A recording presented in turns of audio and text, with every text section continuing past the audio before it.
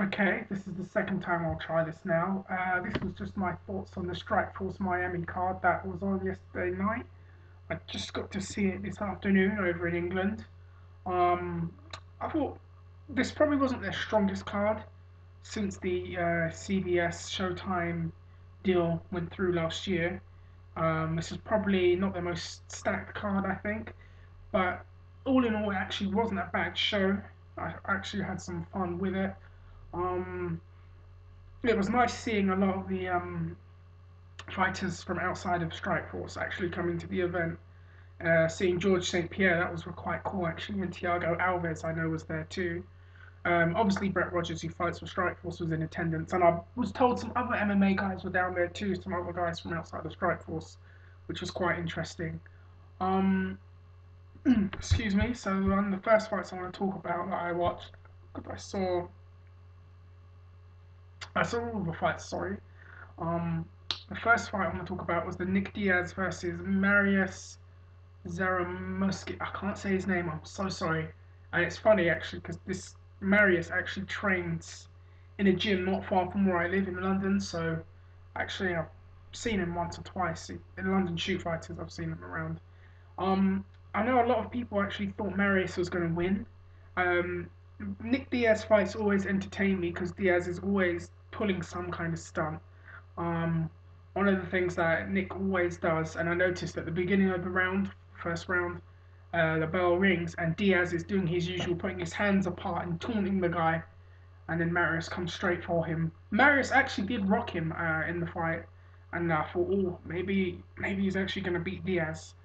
There was also another thing I noticed that Diaz then puts his hands up like that, and then he's like going woo, and taunting him. This is something Diaz always seems to do. Just I think he does it just to kind of throw his opponent off, and then he can just finish them. Diaz with the win. He TKOs him in the first round.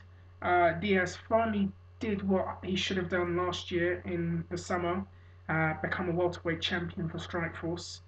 It probably looks like he'll be fighting Jay Horon, who beat Joe Riggs, and that actually should have been the fight Diaz had for the title back in the summer, anyways. Actually, you got to feel for Jay Horon a little bit because that really was his fight to have. And but all in all, at least we looks like we're probably going to get it, so long as Nick doesn't do anything silly. But it was a good fight. The women's featherweight title bout between Santos and Coney was, I'm sorry, I can't pronounce the name right, was interesting. Um, Santos just looked, ah, she scares me.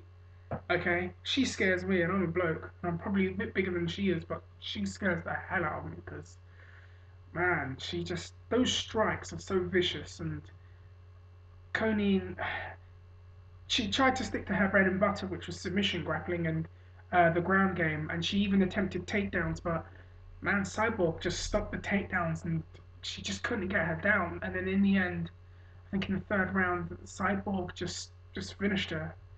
I wonder who they're going to bring in next. And actually, you know what? It came across quite well in the sense that I think it enabled her to look like a force within women's mixed martial arts. And her star is probably definitely growing now since that. The Robbie Lawler fight was interesting to watch against Melvin Manhoef. I can't say the name right. I've heard so much about Manhoef and his striking and how dangerous he could be. So it was kind of like my first glimpse at him, or first time viewing him. He was just nailing Lawler with leg kicks, and he was hitting him around quite a bit. I actually did think Lawler was going to lose at one point because you could see him limping with the leg. And I thought the only way that Lawler can turn this round is getting a knockout. And almost a few seconds after that, he knocks him out. And that was it was very much like a Scott Smith fight where he takes a lot of punishment and then poof, just catches the guy out of nowhere. So that was quite impressive. I think that victory must have felt very good for Robbie Lawler, actually, considering 2009 wasn't the best of years for him. Oh, excuse me. It wasn't the best of years for him after the Elite XC closure towards late '08. Kind of not being too sure where he's going to go, and then getting the one Strikeforce fight in 2009, and then the cancellation of his previous fight that he was supposed to have after Shields. It probably must have felt very good to finally get back out there and have a fight and win in the first round. I wonder who they'll give him next. I don't know. I don't know if they feel he's done enough to probably have the winner of the Henderson Jake Shields fight. Maybe Frank Shamrock. I don't know. Probably. Um, the Bobby Lashley West Sims fight. Leslie no, Leslie Lashley wins. West Sims, he didn't look too good in the Ultimate Fighter. I mean, he got choked out pretty quickly in his Ultimate Fighter fight. So I was expecting him to lose quite quickly, and I was expecting some kind of antics from him because he's always doing something when he fights. Lashley won. It wasn't really anything to make me go "When are out," um, but giving all the changes to Lashley's fight because he was supposed to fight Shane Del Rosario, and then that was scrapped, and then he was supposed to fight somebody else, and then that was scrapped. I think that was all they could get in such a short amount of time. Hopefully they give someone even more challenging, well, far more challenging for Lashley now, and give him more of a back and forth fight, and we can really see what he can do. Then the Herschel Walker Craig Navy fight. Now this whole Herschel Walker thing has been getting a lot of discussion all over the internet and everywhere I've been going, and people, oh, this is an insult. Who does Herschel Walker think he is? Coming into our sport, and is he just trying to think that anyone can just do it? And I think some people kind of felt insulted by it, and some people didn't. But I felt in this fight, I actually felt he came across very well. Um, I thought he didn't look too bad. Obviously, for the first MMA fight, I actually felt he did pretty well. He didn't get all overzealous like Brock Lesnar did when he fought Frank Mir and then ended up getting whacked in a submission and losing the fight. I actually felt he looked very composed and very calm. He did a weird little wiggle actually in the first round, which was pretty funny. And it was also quite funny when he had the guy's head and the fans started chanting knee, knee, knee, and then he hits a knee, which was quite amusing.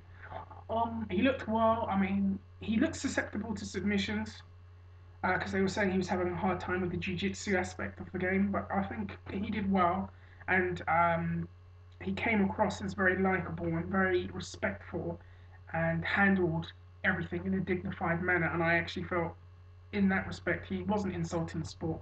And I don't think he's insulting the sport. I actually think he has a lot of respect and love for the sport of mixed martial arts. And I don't understand why so many people find it as an insult that he wants to do MMA. I don't get it. Look, I think it's I would take it as a compliment in my opinion. Herschel Walker is a famous American football player and an amazing athlete, and he looks incredible for his age. He's like 47 and he looks incredible. And he's world famous, and he wants to do mixed martial arts. And a lot of people are going, oh, all the guys who want to talk about being fighters, who will come and try it, and then someone actually does, and then they're insulted by it. I don't kind of get that, but I guess that's life at the moment. Well, it looks like we're not got another card until Strikeforce on CBS, which will probably have Henderson and Shields. And I've been told Musasi is probably going to fight King Mo Lawal. I think Musasi will probably beat him actually if they fight. Henderson and Shields, when that happens, I'll be looking forward to that. Shields is probably going to have some stand up for Henderson because I don't know if Shields takes Henderson down, I'll be very surprised.